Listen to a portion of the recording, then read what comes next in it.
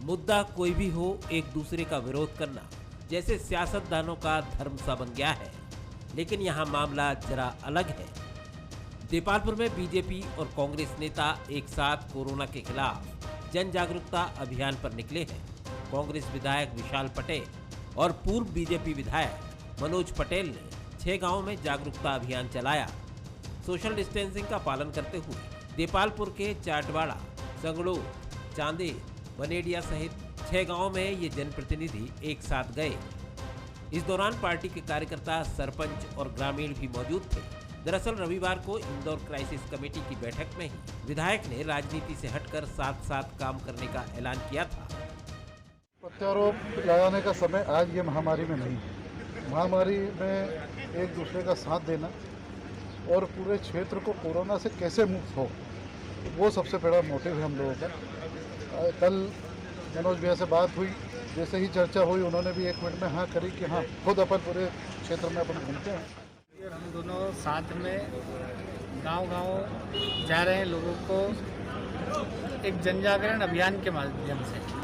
हम दोनों के लिए खुशी की बात है कि लोगों में हम दोनों के जाने से जागरूकता आ रही है और लोग जागरूक होकर के अब ऐसा लगता है कि हम देपालपुर क्षेत्र से कोरोना को मुक्त करने में सफल हो। बड़ी बात यह है कि कोरोना से लड़ाई में सियासी सौहार्द की ये तस्वीर कोरोना के हॉट स्पॉट इंदौर से निकल कर आई है। ये पहला मौका नहीं है जब कोरोना से लड़ाई में सियासी मतभेद भुलाकर मिलकर लड़ने की बात कही गई हो। कहीं न कहीं इसकी शुरुआत खुद मुख्यमंत्री शिवराज सिंह चौहान ने प्रदेश में कोरोना के हालात से पूर्व सीएम कमलनाथ को अपडेट करके की थी। कमलनाथ ने भी इस संकट के काल में सरकार के हर फैसले के साथ खड़े रहने की बात कही थी। सीएम बार बार ये कहते रहे हैं कि राजनीति हम बाद में कर लेंगे, अभी साथ खड़े होने का वक्त है।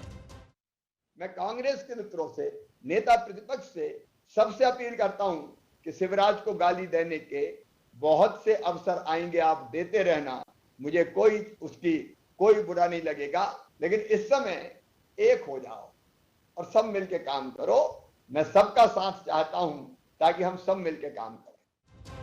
पूरे देश में जब दिल्ली से लेकर कई प्रदेशों में कोरोना को लेकर पक्ष विपक्ष में तलवारें खिंची हो, मध्य प्रदेश के सियासतदानों ने एक अच्छी मिसाल पेश की है और पक्ष विपक्ष के एक साथ आने के नतीजे भी कोरोना के लगातार कम होते मामलों के रूप में नजर आने लगे हैं। मैं शरद द्विवेदी और हमारा आज का मुद्दा है सहमति की सियासत। जीवन में हम सब ये चाहते हैं कि मनुष्य खास तौर पर, और वो मनुष्य जो किसी ऐसे पद पर है या उसको सेवा का कोई ऐसा काम मिला है जिस काम को करके वो लोगों की मदद भी कर पाता है और लोगों के बीच प्रसिद्धि भी प्राप्त करता है, वो मनुष्य ये जरूर सोचता है कि उसके न रहने पर भी उसका नाम लोग लें और लोग कहें कि ऐसा व्यक्ति बहुत दुर्लभ होता है। महाभारत की एक गाथा मुझे ध्यान आती है। कहा यह जाता है कि कृष्ण जो कि गुरु रहे पांडवों के और युद्ध में अर्जुन के साथी थे, अर्जुन कर्ण के व्यक्तित्व को लेकर कुछ ग्रंथि से पीड़ित थे, ऐसा माना जाता है।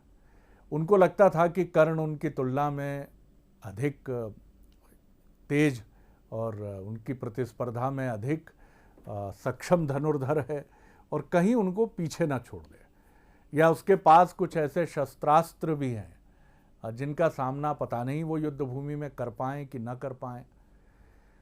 और ये भी उन्होंने गाथा सुन रखी थी कि उसके पास ऐसे अभेद कवच और कुंडल हैं जिनके रहते उसका कोई बाल भी बांका नहीं कर सकता, और ये जन्म से उसके पास हैं क्योंकि उसके पिता सूर्य ने उसको दिए हैं। लेकिन जब इंद्र को भेजा गया ब्राह्मण के रूप में, जो गाथा है महाभारत की, और कर्ण के पास जाकर उन्होंने कहा कि कर्ण रोज सुबह दान करते थे, तो उनसे कहा कि मुझे दान नहीं चाहिए, स्वर्ण नहीं चाहिए, मुझे तुम्हारे कवच कुंडल चाहिए। तो कर्ण मुस्कुराए क्योंकि उनके पिता उनको आगाह कर चुके थे कि आज इंद्र आएंगे ब्राह्मण के वेश में, देना मत। लेकिन कर्ण ने अपने शरीर को जख्मी करते हुए, क्योंकि वो शरीर के भीतर जुड़े हुए थे, वो ऐसा माना जाता है, तो उसने अपने कानों को नोचकर कुंडल और अपने सीने को फाड़कर वो कुंडल निकाला, कवच निकाला और वो इंद्र को दिया और हंसते हुए कहा कि कर्ण के दरबार से कोई वापस नहीं जाता। ये कथा कहने का मतलब सिर्फ ये है कि भले ही युद्ध में कर्ण परास्त हुए, वो उस पक्ष के साथ थे जिस पक्ष को अच्छा नहीं माना गया, कौरवों के साथ थे, और इसीलिए कर्ण की तमाम वीरता पीछे छुपी, लेकिन उनका बड़ापन जो एक दानी कर्ण का है उसकी चर्चा हमेशा हुई और आज भी हुई कि 2021 में भी शरद द्विवेदी जी स्टूडियो में बैठकर ये गाथा कह रहे हैं, यानी वो कहानी तो अभी भी जीवित है। तो बड़ा बनने के लिए आपको क्या करना पड़ता है? आपको त्याग करना पड़ता है, छोड़ना पड़ता है। मैं फिर प्रवचन देने लगा, माफ़ कीजिएगा, थोड़ी आदत जो है वो मजबूरी है आदत की।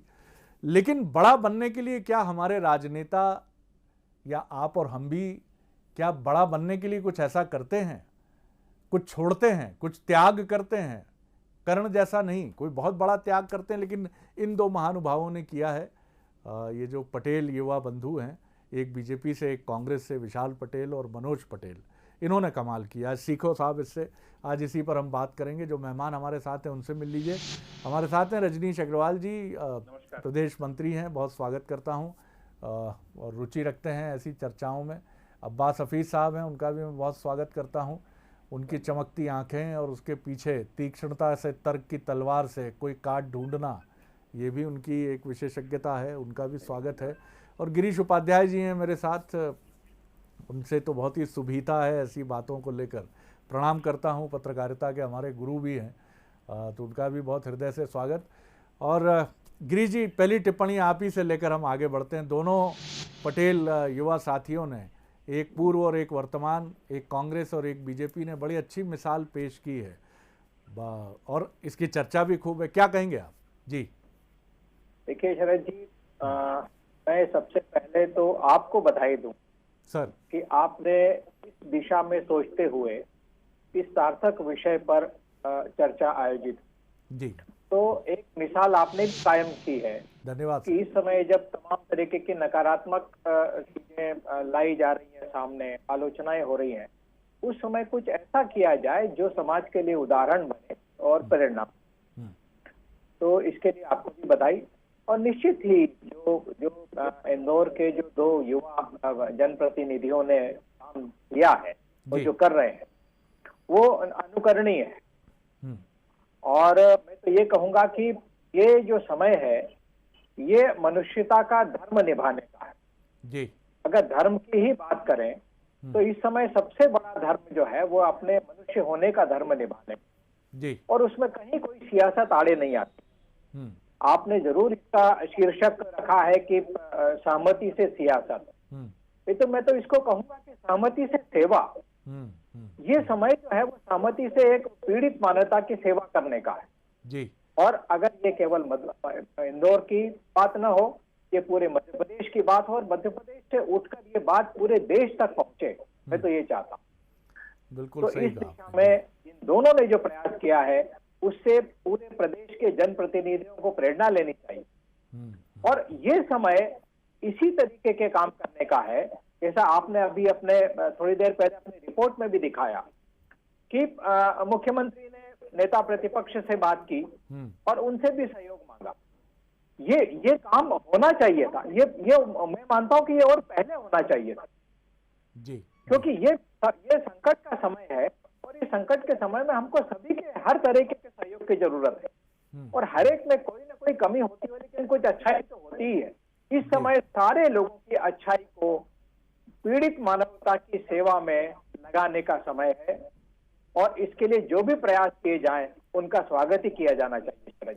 बिल्कुल आपने ठीक कहा और फैज़ अहमद फैज़ साहब ने कहा भी है, तो थोड़ा उसको इस तरह से देखें कि उनका जो काम है वो अहले सियासत जाने, अपना पैगाम सहमति से सेवा है जहाँ तक पहुँचे। तो इन दोनों बंधुओं ने कुछ इसी अंदाज में अपने काम को आगे बढ़ाया है।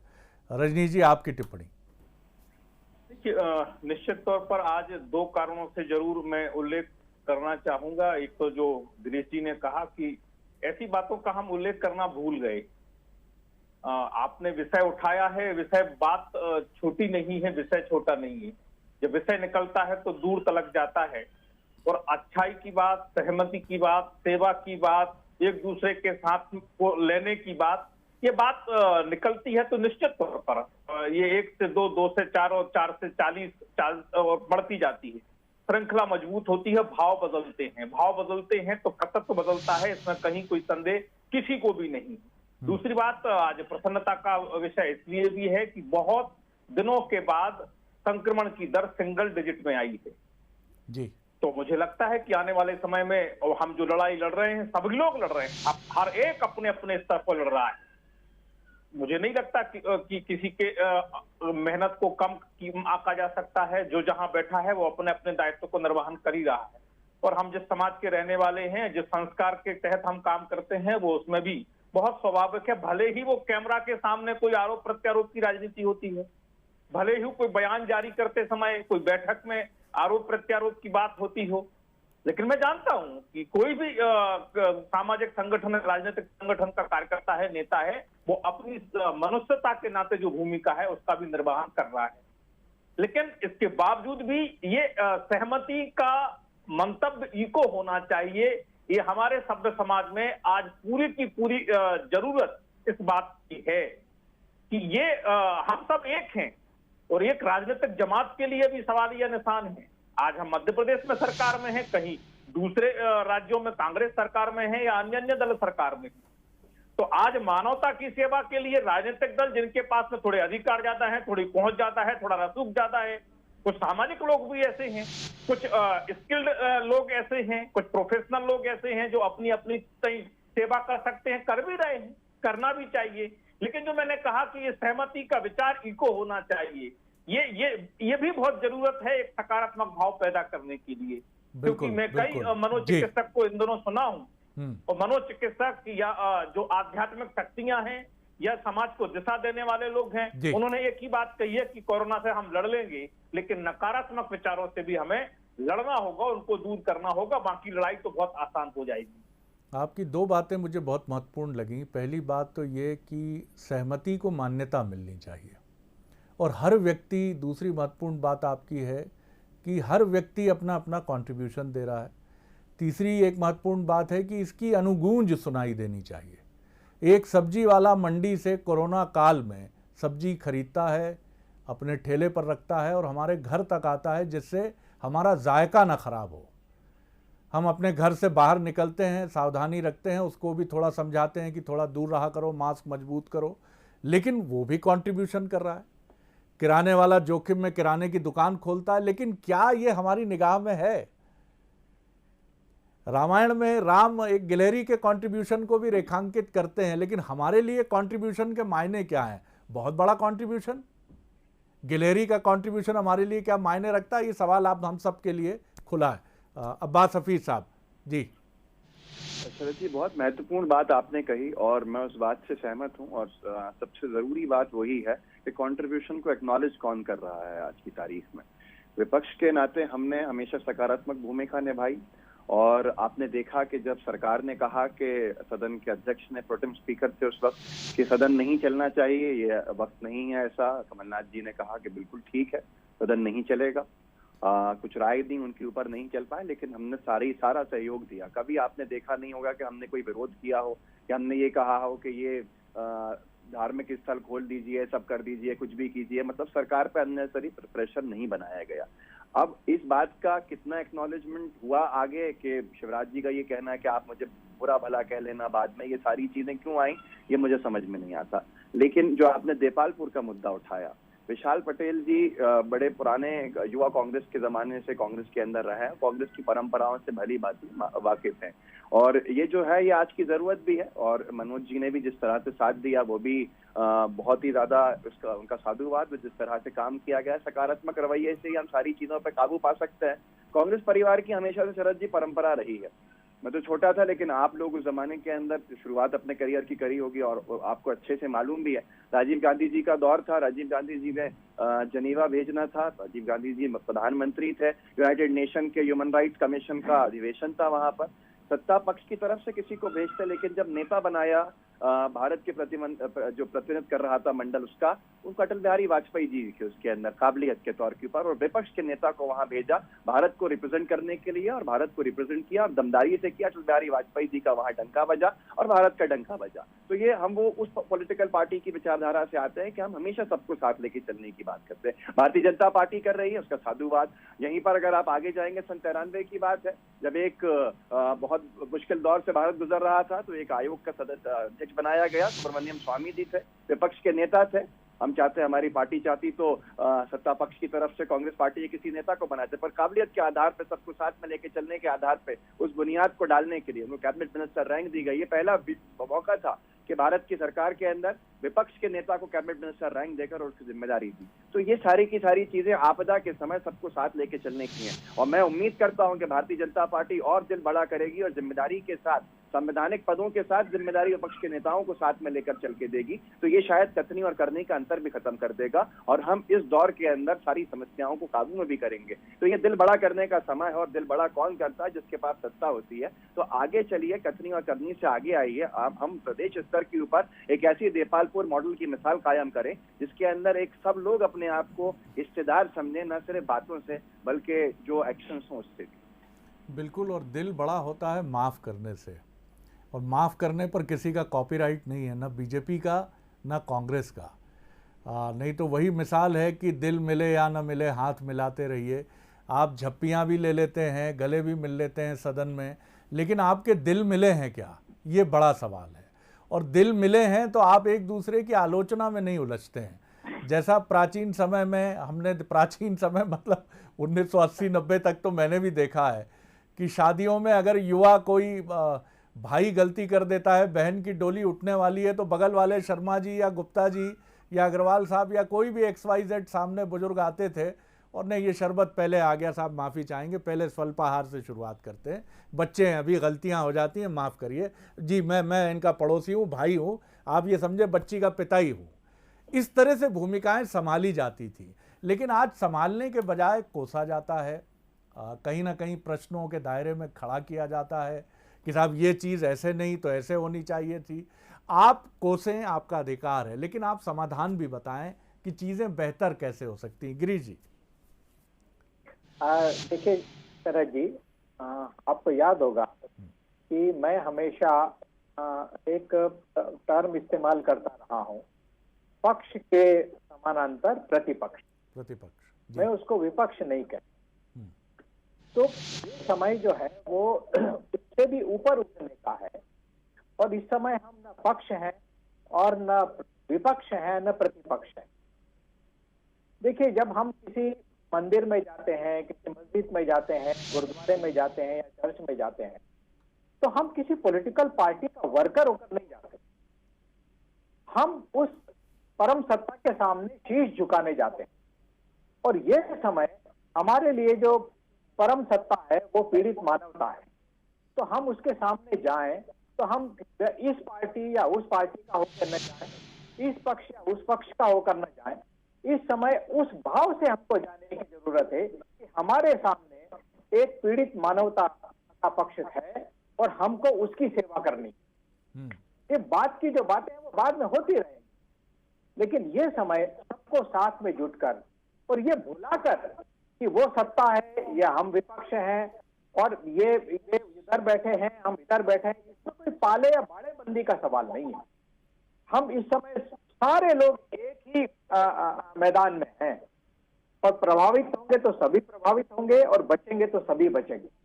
इसलिए ये सामूहिक प्रयास की जरूरत है, और सामूहिक प्रयास सामूहिकता की भावना के साथ ही होने चाहिए। शरद, बहुत अच्छी बात आपने कही है। रजनी जी, आपने मनोचिकित्सक की बात की, तो मुझे एक मनोचिकित्सक नुमा दार्शनिक की एक बड़ी दिलचस्प बात याद आई, जिन्होंने कहा था कि उनसे पूछा गया कि बैर से या प्रतिशोध से क्यों बचना चाहिए, तो उन्होंने कहा कि बैर या प्रतिशोध एक ऐसी तलवार है जिसकी मूठ में भी धार होती है। आप जितने जोर से उसको पकड़ेंगे, हाथ आपका भी लहूलुहान होगा, क्योंकि नफरत जो है वो शमशीर है, तलवार है, यह आपको पहले चीरती है, प्रतिद्वंद्वी का कलेजा तो बाद में चीरेगी।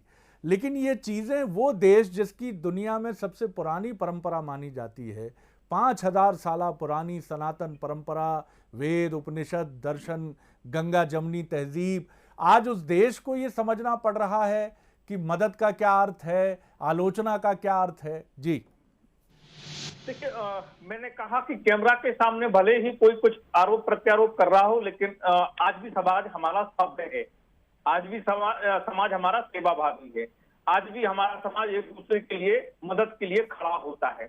आज भी हमारा समाज वही समाज है जिसकी कल्पना, जिसके वर्णन हम सुनते आए हैं, कहते आए हैं। हम राजनीतिक तौर पर भले एक दूसरे को कटघरे में खड़ा करते हो, लेकिन समाज हमारा प्यारा है, अच्छा है और अच्छा रहेगा। एक बात बहुत व्यवहारिक तौर पर फिर उत्तर आता हूं, जो दो नौजवानों की बात आपने कही थी। इस समय गांव बड़े कठिन चुनौती से गुजर रहे हैं, और चुनौती इस नाते नहीं है कि उनको कोरोना हो रहा है, चुनौती इस नाते है कि वो स्वीकार नहीं कर रहे, चुनौती इस नाते है कि वो छिपा रहे हैं, चुनौती इस नाते है कि वहां जो कई स्थानीय स्तर पर चिकित्सक हैं वो टाइफाइड का इलाज कर रहे हैं, मोतीझरा जिसे कहते हैं, या तमाम प्रकार की चीजों का। वो कोरोना के अगर लक्षण हैं तो हमें, चाहे वो कांग्रेस का हो, भाजपा का हो, सपा का हो, बसपा का हो, झामुमो का हो या ना हो, हमारे अपने गांव हो, हमारे जो भी दर्शक सुन रहे हो उनके यदि गांव हो वो परिचित में पता करें, फोन लगाएं।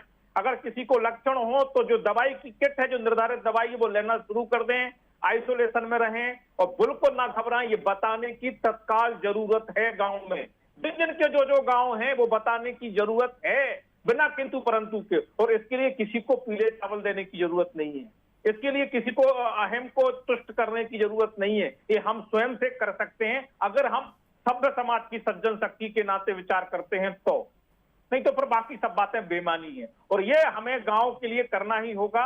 जिस बीच में आपकी चर्चा में आया, हम लोग बैठक सांसदों की, प्रदेश पदाधिकारियों की वर्चुअल कर रहे थे कि कोरोना किल 2 जिस प्रकार से गांव में चल रहा है उसकी समीक्षा और आने वाले समय में कौन तेज गति से चलाना है, सरपंचों से, उस स्तर के ग्रामीण नेताओं से संपर्क संवाद स्थापित करना है, उसको लेकर पूरी प्लानिंग चल रही थी। तो मुझे लगता है ये बहुत जरूरी है, हमें गांव को बचाना है, गांव के लोगों को बचाना है, तो हमें अपने अपने स्तर पर संवाद करना होगा, दूध वाले से, सब्जी वाले से, उस गांव के जो भी परिचित हो, हमारे अपने पुराने गांव होंगे, उनके आसपास के गांव होंगे, उनसे एक चैन खड़ी करना होगी। और दवाई मुफ्त है, तमाम प्रकार की व्यवस्थाएं हैं, हमें इसको व्यवहारिक तौर पर जो दो मित्रों ने कहानी शुरू की नेपालपुर से, वो हमें उसी भावना को लेकर आगे बढ़ना बिल्कुल। देखिए, जो इकोसिस्टम की कहानी है वही इन दो मित्रों की कहानी है कि शेर बचेगा तो दूसरे छोर पर खड़ा मनुष्य बचेगा, क्योंकि सब एक दूसरे को बचाने का ये सिस्टम है।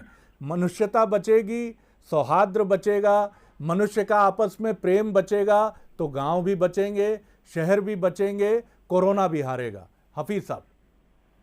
देखिए, बहुत सहमत हूँ आपकी इस बात से, और जो पूरी चर्चा यहाँ पर हुई, हम सकारात्मक दिशा के यहाँ चर्चा करी हम सब ने यहाँ पर। रजनीश जी ने जिस मुद्दे को उठाया है, शरद जी, ये बहुत महत्वपूर्ण मुद्दा है। आज हर गांव की परेशानी यही है। मेरे पास भी जितनी बातें आई वो यही आई, और ये आपका चैनल सही माध्यम है, क्योंकि आपको बहुत देखा जाता है ग्रामीण अंचल के भी कि गांव वाले, जो गांव के हमारे परिवार हैं, वो घबराहट के अंदर झाड़ फूक तक में चले जा रहे हैं। आज की तारीख के अंदर संक्रमण बढ़ रहा है और उनको वहां पर कोई सही गाइड करने वाला है नहीं, क्योंकि बहुत सारे लोग गाँव जो शहर में आ गए वो जा नहीं रहे इस वक्त। तो गांव के हमारे लोगों को जागरूक करने की बड़ी जरूरत है ग्रामीण अंचल की, कि अगर उनमें सिम्टम्स है, उनका सर दुख रहा है, गले में तकलीफ है, नाक में कोई तकलीफ है, बुखार है, तो वो तुरंत भोपाल आके इलाज शुरू करें, या कम से कम जो प्रोटोकॉल है उसके अंदर इलाज शुरू करें वहां पर। और इसको जो गांव में पढ़े लिखे लोग हैं, जो ग्रामीण हमारे जो युवा हैं, जिन्होंने पढ़ लिख के थोड़ी पढ़ाई करी है, जो इंजीनियर बने हैं, तो वो इसके अंदर जागरूकता अभियान चलाएं। सरकार को भी जागरूकता अभियान चलाने की जरूरत है, जिसके लिए मुझे लगता है कि मैं विनती करूंगा, निवेदन करूंगा आपके चैनल के माध्यम से मुख्यमंत्री महोदय से, और रजनीश जी मेरी बात को वहां पहुंचाएं कि वो प्रत्येक विधायक, चाहे वो सत्ता पक्ष का हो चाहे वो विपक्ष का हो, उन सब से 1 to 1 चर्चा करके गांव के अंदर जागरूकता अभियान की शुरुआत करें। जिन्होंने चुनाव लड़ा था तो चुनाव हार गए, जो चुनाव जीत गए। नेपालपुर मॉडल को पूरे मध्य प्रदेश के अंदर आपको इंप्लीमेंट करने की, एग्जीक्यूट करने की जरूरत है। जो बंसल न्यूज ने एक मुद्दे को बहुत बड़ा प्लेटफॉर्म पे दिया है, इस मुद्दे से हमें सीखने की जरूरत है और इसको पूरे प्रदेश में लागू करने की। रजनीश जी, बहुत कम वक्त है, 30 सेकंड। मैं बहुत 30 सेकंड में कहूंगा, विधायकों से,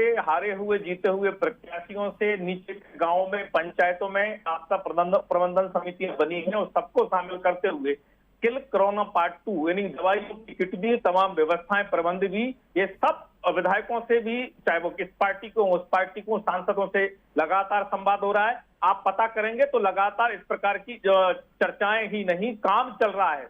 और कोई दो मत नहीं कि राजनीतिक कार्यकर्ता भी मैदान में काम कर रहा है, सेवा कर रहा हो, किसी भी पार्टी का हो, कर रहा है, और मुझे लगता है सबको करने की जरूरत भी है। बिल्कुल, लेकिन एक महत्वपूर्ण सवाल आप सबके सामने मैं फिर छोड़ने की कोशिश विनम्रता से कर रहा हूं कि समाज की भी क्या भूमिका है। समझौता एक्सप्रेस पाकिस्तान जाती है तो आलोचना के स्वर समाज से भी आते हैं। आडवाणी जी भी जब जाते हैं तो आलोचना के स्वर आते हैं। मोदी जी भी जब नवाज शरीफ के मिलकर आते हैं उनके 89 की शादी के मौके पर, उसकी भी आलोचना होती है। हम अपने नायकों को कैसा देखना चाहते हैं? क्या हॉलीवुड या बॉलीवुड की फिल्म की तरह देखना चाहते हैं कि वो अपने पीछे बैग, पिट्ठू बैग में ढेर सारे हथियार भर के, हाथ में एक आधुनिक स्वचालित राइफल लिए अपने प्रतिद्वंदी पर बम्बार्डिंग करते हुए ही अच्छे लगते हैं? क्या हमने अपने नायकों को किसी फिल्म में बदल दिया है? क्या हम चाहते हैं कि वो सिर्फ इसी तरह के एक हमलावर नायक बने? क्या प्रेम का कोई अर्थ नहीं रह गया है? चाहे बात किसी की भी हो, लेकिन प्रेम एक ऐसी प्रतिस्थापना है जो इस प्रकृति के आरंभ से है, और ये माना जाता है कि जब तक ये रहेगा तब तक ये संसार और ये धरती और ये धरा बहुत प्रेम से चलती रहेगी। तो ये प्रश्न किसी एक के लिए नहीं है, ये प्रश्न जितना आपके हमारे लिए है, क्योंकि राजनेता के लिए तो ये भी कहा जाता है उसके लिए बहुत कठिन होता है घृणा करना, क्योंकि वो तो चलता ही सबको साथ लेकर है। तो ये बड़ा जटिल प्रश्न है कि उसको ऐसा करने के लिए प्रेरित कौन करता है, आप और हम तो नहीं। बड़ा सवाल है सर, सोचिएगा जरूर। धन्यवाद गिरीश जी, धन्यवाद हफीज साहब, और धन्यवाद रजनीश जी। बने रहिए बंसल न्यूज़ पर। नमस्कार।